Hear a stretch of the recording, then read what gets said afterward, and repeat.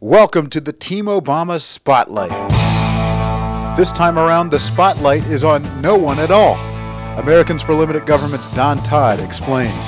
There's currently a bill being considered in the Senate to exempt around 200 political appointees from Senate confirmation. Now, there's two reasons, good reasons, to oppose this bill. The first one is that Chuck Schumer's name is on it. The second one is, and we all know this in Washington, anybody who's been around Washington for any length of time or have observed Washington for any length of time know, personnel is policy.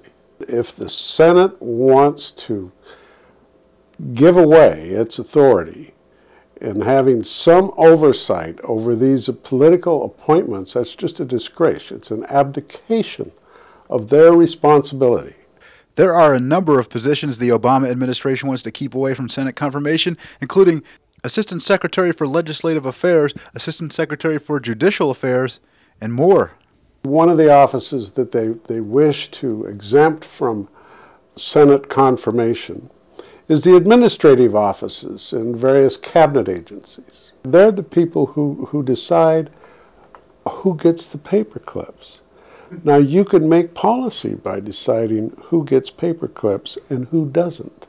So it's a very important position, and they want to exempt that from confirmation. They haven't had any problem confirming any of these people in these particular positions. So what are they talking about? This is a solution in search of a problem. It seems that if the Obama administration wants someone on board with them, they'll find a way to make it happen. This present administration has gone up, over, around, and under the Senate by appointing these czars to get around the confirmation process. So the president is doing what he can to get around the confirmation process, and the Senate is saying, okay, well, we'll get rid of the confirmation process on these 200 people.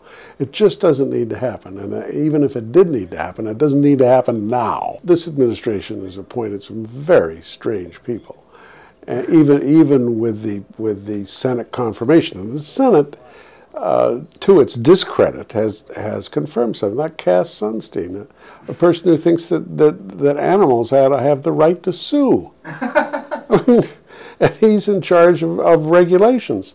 And our national science advisor, who thinks that at one time thought we ought to put birth control chemicals into the water to help cut down on the population, as long as it didn't harm pets.